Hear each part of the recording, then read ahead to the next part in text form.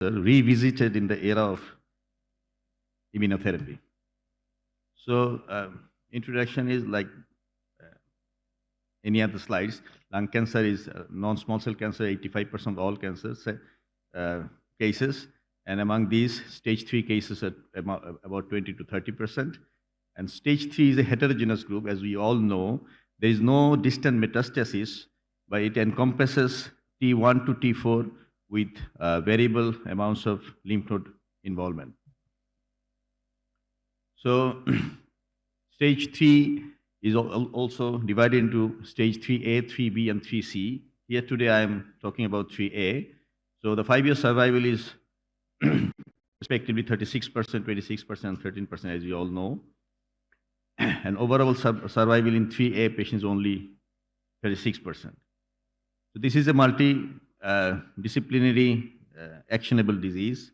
So you have to take every individual cases and discuss this in a multidisciplinary tumor board for customized therapy.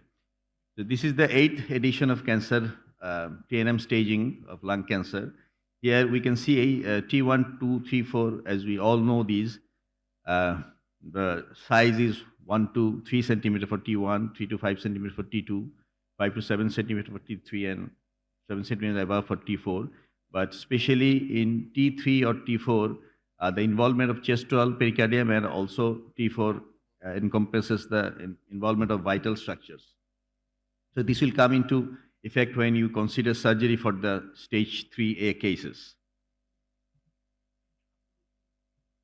So you can see T1 to T2, if there is N2 disease, then these are 3A, and T3 is N1, and T4, N0, N1. All of these are stage 3A cases, and the latest 9th edition, which proposes that the N2 is divided into again single N2 lymph node and multiple or bulky N2 lymph node into N2A and N2B.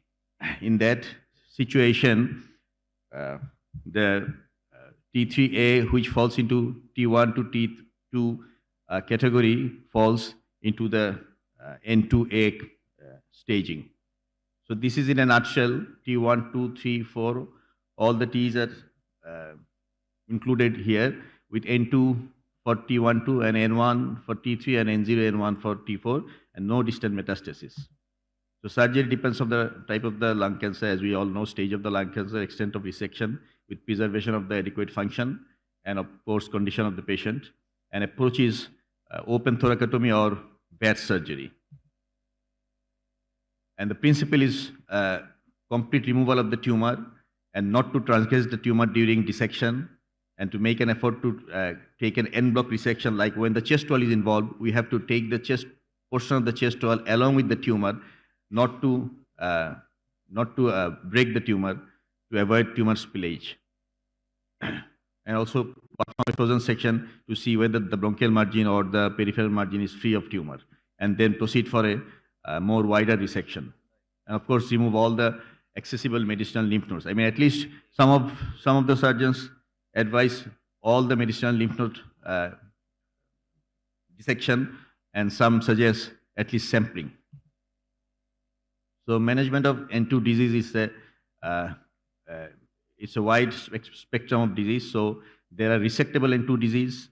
Many of the surgeons now consider single station N2 is resectable, and there is unresectable, and in between the potentially resectable. Sometimes you see the preoperative, if the preoperative diagnosis is confirmed N2 disease, then many of the surgeons consider it to be unresectable. But if it is a peroperative finding or postoperative pathological finding, then maybe we proceed for surgery. So so pathological examination or intraoperative recognition, 3A, they account for about 14 to 24% of the patients, and the rest are, the large group are clinical single or multiple lymph nodes and bulky N2 lymph nodes, 67%. So resectability depends, again, as I said, on the stage, and also you have to achieve a R0 resection to get a better survival benefit, and also multidisciplinary tumor board must be involved. So there are many investigations regard single station N2 disease as acceptable for surgery, but with anything beyond that being generally more favored for CTRT and consolidation immunotherapy. So approach to stage 3A. So if there are resectable cases or unresectable cases, around the early 1990s, Roth and Rosell had investigated the cases, and they came up with the decision that addition of preoperative chemotherapy improved survival for the patients even in resectable cases. So the American College of Chest Physicians also, they have put it in their guidelines that resection of the complete resection of both primary tumor and affected lymph nodes for occult N2 disease and either definitive radiation or induction therapy followed by surgery for discrete N2 disease is beneficial. And also the European Society for Medical Oncology, they went along the same line. The 5-year survival rate for patients with T4N0N1 following surgery has been reported as 43%. Given the stage 3A, this is also stage 3A, non-small cell cancers include only T4N0N1. And extensive resection is amenable to high mortality risks because the vital structures are involved, and you have to be a very good surgeon, and you have to, there must be a higher center for such surgical decision to be made.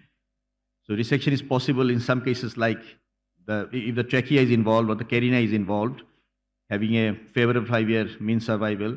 But in cases where the esophagus is involved, the vertebra is involved, I mean, some of the surgeons, they also excise the vertebra and put a fixation there, but many of them consider them to be unresectable. The role of induction therapy in T4D also investigated, and there is no significant differences in long-term survival. However, the patients who achieved pathological downstaging after induction therapy did have some significant higher overall survival rates. Treatment-related factors such as type of resection is also important, whether you go for segmentectomy or lobectomy or pneumonectomy, which affects the postoperative functional status and morbidity.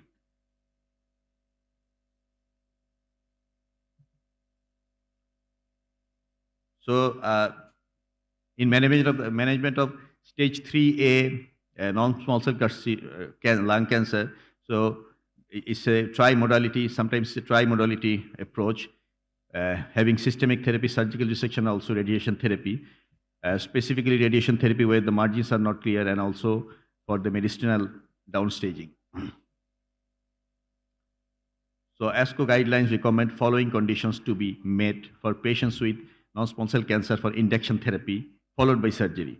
A complete resection must be achieved with involved lymph nodes, and N3 lymph nodes are not to be involved by the multidisciplinary consensus, and perioperative mortality is expected to be low, less than 5%. In addition to resectability, careful consideration of variable affecting fitness for surgery like age, pulmonary function, cardiovascular fitness, nutrition, performance status are also very important. Now, talking about immunotherapy. Immunotherapy has dramatically progressed in the last decade and has offered compelling new adjuvant opportunities to synergistically enhance major pathological response. Blockade of targets at the immune checkpoint has led to comprehensive research investigating its associated benefits.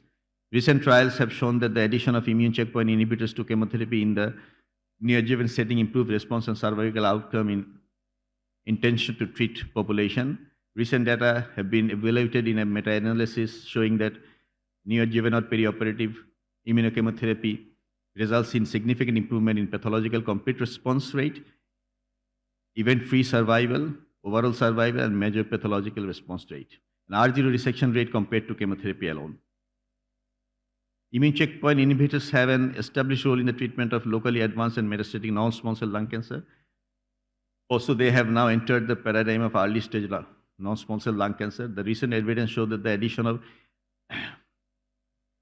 checkpoint inhibitors to neoadjuvant chemotherapy improves the pathological complete response. In this regard, stage 3 non-small cell cancer made special consideration as it is a heterogeneous and required multidisciplinary approach. So where we can, where they fit according to these studies, like the Pacific study, which was done especially for the unresectable stages. So they have shown improved progression-free disease survival and also overall survival in stage 3 unresectable cases. Adjuvant immunotherapy after resection, atezolizumab in the Empower 010 improved disease-free survival in PDL1 more than 1% stage 2 to 3A after chemotherapy. Neoadjuvant chemoimmunotherapy trials like Checkmate 816, Nadim and others show higher pathological complete response and improved EFS OS versus chemo alone. So the neoadjuvant chemotherapy and nivolumab in resectable non-small cell cancer like the Nadim phase 2 trial showed that combining neoadjuvant platinum-based chemotherapy with nivolumab and with 12 months of adjuvant nivolumab in patients with stage 3 resectable disease led to a 24 months progression-free and overall survival of 77 to 90% respectively. As the neoadjuvant approach is being adopted widely, new challenges have emerged and boundaries for resectability are being re-examined. Consequently, it is ever more important to carefully individualize the treatment strategy for each patient with resectable stage 3 non-small cell cancer. The introduction of new therapies for non-small cell lung cancer has radically changed the point of view of thoracic surgeons, leading them to pay increasingly more attention not only to the clinical stage but also to the genomic and molecular features of the disease and potential for multimodality treatment. This is the concept of precision surgery in thoracic oncology. While the oncological benefits attained from immunotherapy combined with chemotherapy can be cultivated in order to optimize survival outcome, the effect of immunotherapy on local tissue can also potentially render operations more challenging because it invites fibrosis and adhesions. So surgery sometimes may be very difficult after the immunotherapy. So you have to keep it in consideration doing VATS surgery where there might be some bleeding or tissue injury, which later may give rise to air leak or stump dehiscence. So the take-home message is stage 3A non-small cell cancer is heterogeneous. Resectability must be individualized. Traditional neoadjuvant chemotherapy, radiotherapy improved outcome for some, but had limits.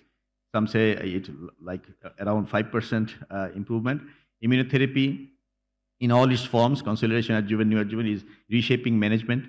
Higher PCR, improved EFS, DFS, OS. Multidisciplinary tumor board decision making, careful patient selection, attention to perioperative safety essential. Stage 3 non-small cell lung cancer patient exhibits significant heterogeneity, allowing for the application of various treatments in diverse sequences. The incredible evolution of neoadjuvant therapy, the ongoing developments in detecting actionable oncogenic drivers leads to continued patient-centered neoadjuvant treatment optimization with surgical resection remaining a meaningful cornerstone of curative management. Immunotherapy has been redefining treatment paradigm in this setting and after many years also improving survival. The landscape of management of unresectable disease, stage 3 disease is very quickly evolving and close attention must be paid to guidelines that encompasses multimodality, multidisciplinary management. Thank you very much. Thank you, sir.